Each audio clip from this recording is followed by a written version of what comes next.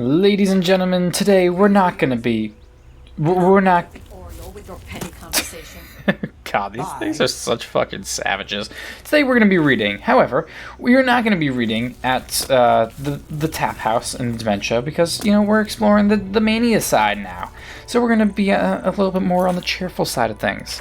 So I gotta find out... Oh, it's the Choosy Beggar, right? That's the Tap House equivalent over here. Or I could just hang out with the fucking, or is it the Missing Pauldron? No, that's the armor. Or I could just hang out with the super uber flirtatious lady over at the Books of Bliss. But no, I think I'm gonna go with the Choosy Beggar. It's a lot less cool of a name than the Tap House, but it's also a lot less welcoming. I don't like walking into a place and being immediately stuffed in my face with the fucking... But this doesn't feel like this place is awful. I really don't like this place. I think I'm gonna hang out with my... You know what? For one time, I'll do it one time for my Argonian brothers over here. All right. But past that, I ain't fucking doing this. I'm hanging out with my girl, my overly seductive woman. Oh boy, that fucking lady. Ooh, also, Summon Storm Atronach. Yes, I would like that. Thank you. Alright, we're gonna keep on continuing from the bottom with Vernaccus and Bourlor. I also wrote that I have to read Trials of St. Alessia, but I don't have the book on me, so I'm not sure what's going on with that. But we'll read this, and then probably the Warrior's Charge. Okay, well, we can do the Warrior's Charge as well as the Warp in the West. We'll see. See how I'm feeling. We got a lot of short books over here, huh? Yeah, maybe I'll just do like 3 of those super short books. Yeah, I think I'm going to do that. But we'll start off with Vernaccus and Bourlor. Vernaccus and Bourlor by Tavi Dromio. Halgerd walked into the king's ham that lordous evening, his face clouded with sadness, while he ordered a mug of grief. His mates, Garaz and Zimara, joined him with moderately sincere concern. "What's wrong with you, Halgerd?" asked Zimara. You're later than usual, and there's a certain air of tragedy you've dragged in with you. Have you lost money? Or nearest and dearest? "I haven't lost any money," Halgerd grimaced, "but I've just received word from my nephew that my cousin, Eliak, has died. Perfectly natural," he says, "just old age. Eliak was 10 years younger than me." "Oh, that's terrible. But it goes to show that it's important to savor all your life's possibilities, because you never know when your time is coming." Wow, way to spin it around, Garaz, who had been sitting at the same stool at the smoky corner club for the last several hours. He was not one cursed with self-awareness, yeah. "Life's short, all right," agreed Zimara. "But if you'll pardon a sentimental thought, few of us are aware of the influence we'll have after our deaths. Perhaps there's comfort there. For example, have I told you the story about Vernaccus and Bourlor?" "I don't believe so," said Halgerd. "Vernaccus was a Daedra," said Zimor, throwing a few dribbles of flint on the hearth to cast the proper mood. "And though our tale took place many, many years ago, it would be fair to say that Vernaccus still is one. For what, after all, is time to the immortal Daedra?" "Actually," Garaz interrupted, "I understand that the notion of immortality. I am trying to offer our friend an inspirational tale in his hour of need," Zimar growled. "I don't have all bloody night to tell it, if you don't mind." "You wouldn't have heard of Vernaccus," said Zimara, abandoning the theme of immortality for the time being, "for even at the height of his power and fame, he was considered feeble by the admittedly high standards of the day. Of course, this lack of respect infuriated him, and his reaction was typical of lesser Daedra. He went on a murderous rampage, of course. Soon word spread through all the villages in the Colovian West of the unholy terror. Whole families had been butchered, castles destroyed, orchards and fields torched and cursed so nothing would ever grow there again. To make things even worse for the villagers, Vernaccus began getting visitations Visitations. That sounds like a weird word to me. From an old rival of his from Oblivion. She was a Daedra seducer named Horavatha, and she delighted in taunting him to see how angry she could make him become. You flooded a village and that's supposed to be impressive, she would snare. Try collapsing a continent, and maybe you'll get a little attention. Vernaccus could become pretty angry. He didn't come very close to collapsing the continent of Tamriel, but it wasn't for lack of trying. A hero was needed to face the mad Daedra, and fortunately, one was available. His name was Bourlor, and it was said that he had been blessed by the goddess Kinnereth. That was the only explanation for his inhuman accuracy with his bow and arrow, for he never missed a target. As a child, he had driven his marksmanship tutors wild with frustration. They would tell him how to plant his feet, how to knock a bolt, the proper grip for the cord, the best method of release. He ignored all the rules, and somehow, every time, the arrow would catch a breath of wind and sail directly to his target. It did not matter if the quarry was moving or still. At very close range or miles away, whatever he wanted to strike with his arrow would be struck. Bourlor answered the call when one of the village mayors begged him for help. Unfortunately, he was not as great a horseman as he was an archer. As he rode through the forest toward the mayor's town, a place called Evansaken, Vernaccus was already murdering everyone there. Horavatha washed and stifled back a yawn. Murdering a small town mayor isn't going to put you in famous company, you know. What you need is a great champion to defeat. Someone like Ysgramor or Pellinal Whitestrake, hey! Or she stared at the figure emerging from the forest. That fellow. Who's he? Growled Vernaccus between bites of the mayor's quivering body. Oh, jeez. The greatest archer in Tamriel. He's never missed. Bourlor had his bow strung and was pointing it at the Daedra. For a moment, Vernaccus felt like laughing. The fellow was not even aiming straight, but he had a well-honed sense of self-preservation. There was something about the man's look of confidence that convinced the Daedra that Horavatha wasn't lying. As the bolt left the bow, Vernaccus vanished in a sheet of flame. The arrow impaled a tree. Bourlor stood and stared. He had missed a target. In Oblivion, Vernaccus raged, fleeing before a mortal man like that. Not even the basest scamp would have been so craven. He had exposed himself for the weak, cowardly creature he was. As he considered what steps to take to salvage the situation, he found himself face to knee with the most fearsome of the Daedra princes, Molag Bal. I never thought anything much of you, Vernaccus, the giant boomed, but you have more than proven your worth. You have shown the creatures of Mundus that the Daedra are more powerful than the blessings of the gods. Oh. The other denizens of Oblivion quickly agreed, as they always did, with the view of Molag Bal. Yeah, what other choice do you really have? The Daedra are, after all, always very sensitive about their various defeats at the hands of mortal champions. Vernaccus was proclaimed the elusive beast, the unperceivable one, and he who cannot be touched, the bane of Kinnereth. Shrines devoted to him began to be built in remote corners of Morrowind and Skyrim just because he was fucking terrified and evaporated out. Okay, yeah, sure. Bourlor, meanwhile, now found flawed, was never again called to rescue a village because he missed one shot because the dude just vanished? Okay, yeah, sure. He was so heartbroken over his failure to strike his target that he became a hermit and never restrung his bow again. Some months later, he died, unmourned and unremembered. Wow. That's fucking depressing. Is this really the tale you thought would cheer me? Asked Halgard incredulously. I've heard the King of Worms told more inspirational stories. Wait, smiled Ziamora. I'm not finished yet. For a year's time, Vernaccus was content to watch his legend grow and his fledgling lord worship spread from his home in Oblivion. He was, in addition to being cowardly and inclined toward murderous rages, also a very lazy creature. His worshippers told tales of their master avoiding the bolts of 1,000 archers, just because he dodged one dude, of moving through oceans without getting wet, and other feats of avoidance that he would rather not have to demonstrate in person. The real story of his ignominious retreats from Bourlor was thankfully forgotten. The bad news, when it came, was delivered to him with some relish by Horavatha. He had delighted in her jealousy at his growing reputation, so it was with a cruel smile she told him, "Your shrines are being assaulted." "Who dares?" he roared. "Everyone who passes them in the wilderness feels the need to throw a stone," Horavatha purred.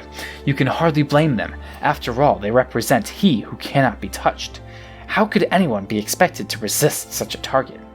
Vernaccus peered through the veil into the world of Mundus and saw that it was true. One of his shrines in Colovian West Country was surrounded by a large platoon of mercenary soldiers who delighted in pelting it with rocks. His worshippers huddled inside, praying for a miracle. In an instant, he appeared before the mercenaries, and his rage was terrifying to behold. They fled into the woods before he even had a chance to murder one of them. His worshippers threw open the wooden door to the shrine and dropped to their knees in joy and fear. His anger melted. Then a stone struck him. Then another. He turned to face his assailants, but the air was suddenly filled with rocks. Vernaccus could not see them, but he heard mercenaries in the woods laughing. "It's not even trying to move out of the way. It's impossible not to hit him." Guffawed. Guffawed? What the hell does that mean? Another. With a roar of humiliation, the Daedra bounded into the shrine, chased by the onslaught. One of the stones knocked the door closed behind him, striking him in the back. His face broke, anger and embarrassment disappearing, replaced by pain. He turned, shaking, to his worshippers who huddled in the shadows of the shrine, their faith shattered. "Where did you get the wood to build the shrine?" Vernaccus groaned. "Mostly from and copse of trees near the village of Evansaken," his high priest shrugged. Vernaccus nodded. He dropped forward, revealing the deep wound in his back. A rusted arrowhead buried in a whorl in the wood of the door had jolted loose in the assault and impaled him. The Daedra vanished in a whirlwind of dust. The shrines were abandoned shortly thereafter, though Vernaccus did have a brief resurgence as the patron spirit of limitations and impotence before fading from memory altogether. The legend of Bourlor himself never became very well known either, but there are still some who tell the tale, like myself, and we have the advantage of knowing what the great archer himself didn't know on his deathbed. His final arrow found its target after all. Huh. Yeah, because he ended up hitting a tree. Okay, yeah. That's a stupid fucking story, but okay. They always love throwing these books. They always love throwing that little quirk at the end of the book, just to. Like, how is that gonna be cheerful for this fucking dude? Like, okay, you're like, yeah, like who was it? Just like somebody, my cousin died. Like, oh, here's a story of this archer who never missed a shot, but he thought he missed a shot, but he actually did miss the shot, but he kind of didn't if you do some weird thinking, some weird illogical thinking about the matter. The Warrior's Charge, an old poem of the Redguards. The stars sung far-flung tales wreathed in the silver of Yakunda fair, on a warrior who, arrayed in hue sails, his charges through the serpent's snare. And the Lord of Runes, so bored so soon, leaves the ship for an evening's dare, perchance to wake the coiled snake, to take its shirt of scales to wear. And the Lady East to airy beast, asleep or a prowl can arouse a scare, screams as her eye alight in the sky, a worm no goodly sight can bear. And the mailed steed adjoins the deed, not to be undone from his worthy share, rides the night towards scale bright, leaving the seasoned warrior's care. Then the serpent rose, and made stead to close. The targets lay plain and there, but the warrior's blade the unsnake unmade, and the charges wander no more, they swear. Okay. What was it? This book, right? And the third door? Yeah, okay. Alright. Some quick little books here. The True Nature of Orcs. Orcs were born during the latter days of the Dawn Era. History has mislabeled them beastfolk related to the goblin races, but the orcs are actually the children of Trinimac, the strongest of the Altmeri ancestor spirits. When Trinimac was eaten by the Daedroth Prince Boethia and transformed in that foul god's insides, the orcs were transformed as well. The ancient name for the orcs is Orsimer, which means the pariah folk. They now follow Malak, the remains of Trinimac. Who is Malak? He is more commonly known as the Daedroth Prince Malakath, whose sphere is the patronage of the spurned and ostracized, the sworn oath in the bloody curse. He is not technically a Daedra lord, nor do the other Daedra recognize him as such. But this is fitting for his sphere. Of old he was Trinimac, the champion of the High Elven pantheon, in some places more popular than Ariel, who protected them against enemies without and within. When Trinimac and his followers attempted to halt the Velothi dissidents movement, Boethia ate him. Trinimac's body and spirits were corrupted, and he emerged as Malakath. His followers were likewise changed for the worse, despised by everyone, especially the invalids Ariel. They quickly fled to the northern wastes, near Sarthal. Hey, we've heard of that place, at least in Skyrim. They fought Nords and Chimer for a place in the world, but did not get much. In Skyrim, Malakath is called Orkay, or Old Knocker. I don't think that's true. And his battles with Ysmir are legendary. That might be true. Okay. And the third door. This looks like another poem. Alright. The third door, Duary, by Ananar Orme. I sing of Elibeth, the queen of the axe, who could fell a full elm with 2 hatchet hacks. She could rip apart Valen wood just for her fun. She studied under Alfhedil in Telerun. He taught her the jabs, the strokes, and the stance to make an axe swinging into an elegant dance. He taught her the barbed axes of the orcs bold, the 6-foot-long axes favored in Winterhold. The 6-foot-long axe? Oh, maybe not the Winterhold of Skyrim. Actually, no, that could be the case, but they're never mentioned if that's the case. The hollow-bladed axes of the elves of the west, which whistle when they swing through flesh. With a single-headed axe, she could behead 2 men. With a double-headed axe, she could fell more than 10.